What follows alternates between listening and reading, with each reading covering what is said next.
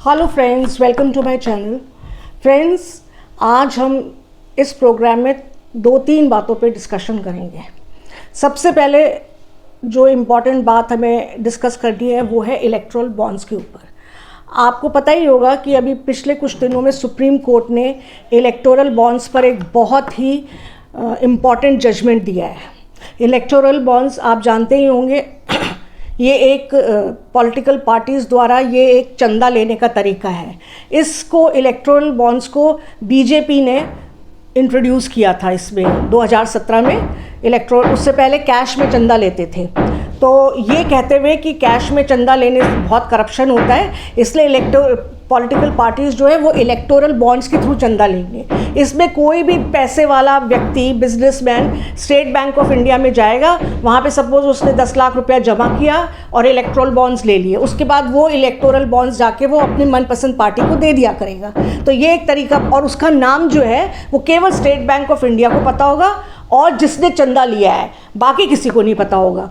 तो इसमें क्या हो रहा था कि बीजेपी को, जो कि गवर्नमेंट में है, उसको हजारों करोड़ों का चंदा मिल रहा था और किसी को पता भी नहीं चल रहा था कि ये चंदा कौन दे रहा है, क्योंकि ये इन्फॉर्मेशन जो है स्टेट बैंक ऑफ इंडिया में गुप्त रखी जा रही थी। और पार्टीज़ को भी मिल रहा था, लेकिन उनको कंपैरेटिवली बहुत कम मिल रहा था, क्योंकि ज़्यादातर चंदा हमेशा जो रूलिंग पार्टी उसी को मिलता है, क्योंकि जिसको भी बिजनेसमैन को अपने काम कराने होते हैं वो रूलिंग पार्टी से ही कराएगा, नेचुरली उनके हाथ में पावर है। तो बाकी पार्टीज़ को तो बहुत छोटा मोटा 300-400 करोड़, यहाँ तक कि कांग्रेस को भी केवल 900 करोड़ का चंदा मिला था, जबकि बीजेपी को 5000 से 6000 करोड़ का चंदा मिला था। अब होता क्या है, ये बिजनेसमैन किसी भी पॉलिटिकल पार्टीज़ को पैसा क्यों देते हैं? ऐसे ही तो कोई दान करता नहीं है, उसके बदले में उनको फेवर चाहिए। सपोज वो कोई पॉलिसी जो है अपने फेवर में बनवाना चाहते हैं तो वो पैसा देंगे। वो एक तरह से चंदा नहीं है, वो एक तरह से रिश्वत है। या फिर किसी बिजनेसमैन के ऊपर, बहुत पैसे वाले आदमी के ऊपर कोई मुकदमा चल रहा है आपराधिक, वो उसको न्यूट्रलाइज कराना चाहता है, ख़त्म करवाना चाहता है, तो वो देगा क्या कहते हैं चंदा, की भाई चंदा या रिश्वत कि पकड़ो ये पैसा और मेरे ऊपर से मुकदमा रफा दफा करो। तो इस तरह से करप्शन हो रहा था, लेकिन इलेक्टोरल बॉन्ड्स के रूप में उसको कवर कर दिया गया था बस। तो ये इस मुद्दे को लेके जो है कुछ NGOs, political parties supreme court गए थे कि ये इलेक्टोरल बॉन्ड्स को ख़त्म करना चाहिए। अब सुप्रीम कोर्ट की 5 जज की कॉन्स्टिट्यूशनल बेंच ने अपना जजमेंट सुना दिया, इलेक्टोरल बॉन्ड्स को खारिज कर दिया कि इसके बाद कोई भी पॉलिटिकल पार्टी इलेक्टोरल बॉन्ड्स के थ्रू चंदा नहीं लेगी। और साथ में स्टेट बैंक ऑफ इंडिया को ये इंस्ट्रक्शन दिए कि 2 हफ्ते के अंदर आप अपनी वेबसाइट के ऊपर उन सभी लोगों के नाम डालेंगे जिन्होंने पॉलिटिकल पार्टीज़ को क्या कहते हैं इलेक्टोरल बॉन्ड के थ्रू चंदा दिया है या कहो कि रिश्वत दी है, उन सब के नाम होने चाहिए। जैसे बीजेपी को 5000 करोड़ का अगर चंदा मिला है तो वेबसाइट पे लिख के डालिए किस किस बिजनेसमैन ने बीजेपी को इतना पैसा दिया है, कब दिया है, जिससे जनता के सामने ये बात बिल्कुल क्लियर हो सके कि अच्छा इस पार्टी को इतना चंदा मिला है, और वो कोरिलेट कर सके, अच्छा ये इस बिजनेसमैन के फेवर में तो इस पार्टी ने कुछ काम नहीं किया। तो ये सारी ट्रांसपेरेंसी होनी चाहिए और ये सारी इन्फॉर्मेशन जनता के सामने होनी चाहिए। अब हुआ क्या कि 2 हफ्ते के बाद जब वो वेबसाइट पे नाम डालने का टाइम आया तो स्टेट बैंक ऑफ इंडिया पहुंच गया सुप्रीम कोर्ट, वहाँ पर एक याचिका डाल दी और बोल दिया कि हमें तो 30 जून तक का वक्त चाहिए। आजकल के डिजिटल ज़माने में जहां आप कोई भी इंफॉर्मेशन नेट से, गूगल से मिनटों में निकाल सकते हो, कोई भी फाइनेंशियल ट्रांजैक्शन मिनटों में कर सकते हो, वहाँ पे स्टेट बैंक ऑफ इंडिया को 30 जून तक का वक्त चाहिए। अरे नाम तो सब already state bank of India के पास है ही, बस उस इंफॉर्मेशन को अपलोड ही तो करना है वेबसाइट पे। तो 30 जून का वक्त, यानी कि इलेक्शन के बाद, इलेक्शन से पहले ये इंफॉर्मेशन नहीं डालना चाह रही है स्टेट बैंक ऑफ इंडिया।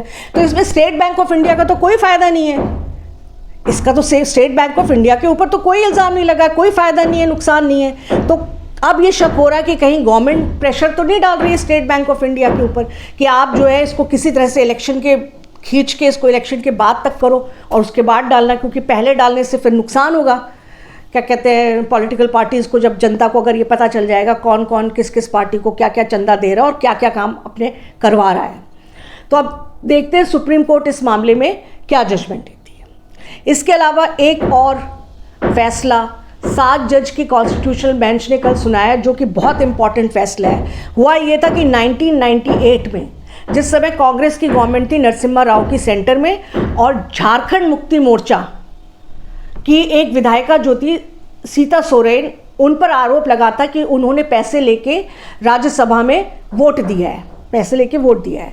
अच्छा, उस समय उनके खिलाफ कोई कार्रवाई नहीं की थी, और मतलब आरोप लगा था, और उनके खिलाफ कोई कार्रवाई इसलिए नहीं हो सकी क्योंकि 5 जजों की कॉन्स्टिट्यूशनल बेंच ने ये फैसला दिया कि सांसद और विधायक ये जो है मतलब इन पे विशेषाधिकार प्राप्त है इन्हें संसद का, और इनके ऊपर किसी भी तरह का कोई मुकदमा नहीं चल सकता। मतलब बड़ा ही कंट्रोवर्शियल जजमेंट था।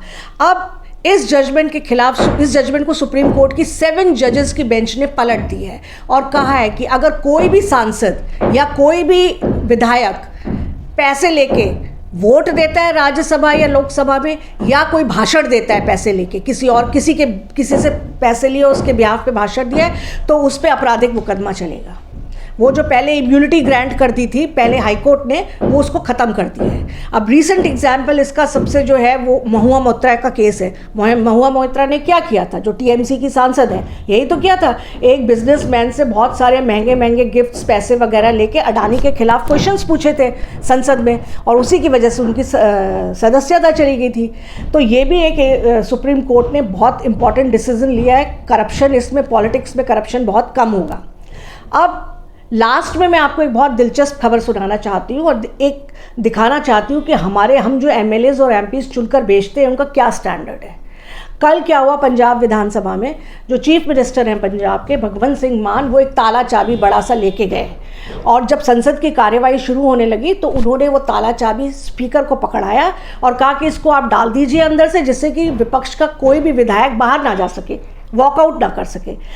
जब ये विपक्ष ने देखा और सुना तो वो गुस्से में आ गए, तो वो सारे भिड़ गए इनसे, सत्तारूढ़ पक्ष के विधायकों से।